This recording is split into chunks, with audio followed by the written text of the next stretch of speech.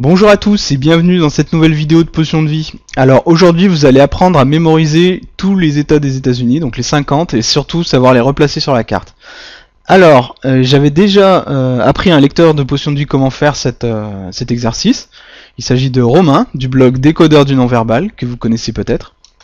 Et donc voilà, on avait pris une semaine et je lui avais appris à mémoriser tous les États-Unis ainsi que toutes les capitales. Pour cette vidéo, on va seulement s'occuper des États et pas des capitales, sinon la vidéo serait beaucoup trop longue. Mais je vous expliquerai donc comment faire exactement dans un article spécialement à l'occasion.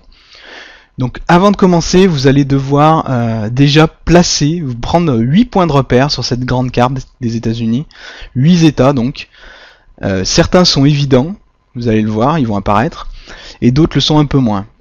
Je vais vous donner des petites astuces mnémotechniques pour savoir comment prendre ces 8 repères et savoir bien les mémoriser d'entrée. Vous allez en avoir besoin tout à l'heure pour... voilà, ça va être des points de repère, un peu des guides pour vous aider à placer les autres états sur cette grande carte. Tout d'abord, vous avez ici la Californie, donc qui est un des états que vous connaissez sans doute le plus, avec Los Angeles, San Francisco, Beverly Hills, Santa Monica, etc. Ensuite, un peu moins connu, plus dans les terres, vous avez l'Utah. Alors l'Utah, normalement, vous avez un grand lac ici qui apparaît, mais elle n'est pas sur cette carte. Ce lac, c'est Salt Lake City. Donc si vous vous souvenez peut-être, c'est l'état où il y a tous les Mormons, et c'est l'état où vous avez également eu les Jeux Olympiques de Salt Lake City.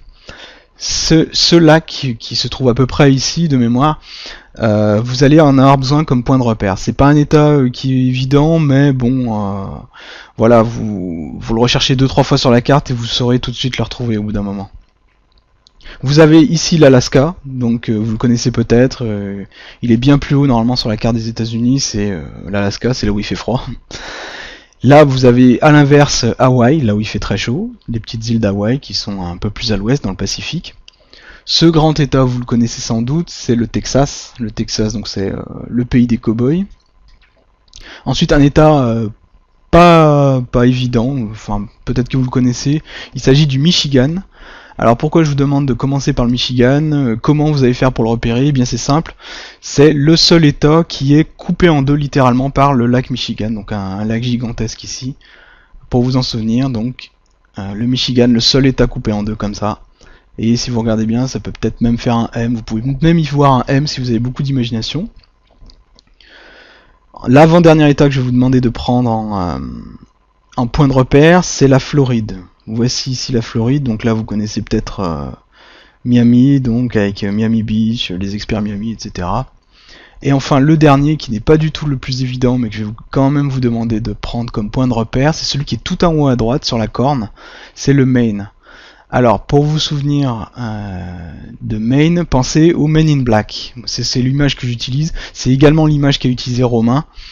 L'image, vous pouvez donc imaginer Will Smith ici, Men in Black, Maine pour Maine.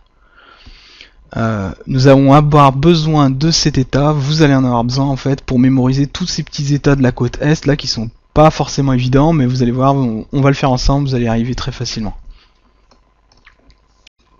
Voilà, donc pour mémoriser les états, vous allez devoir associer leur nom, comme vous avez fait pour Men in Black avec le Maine.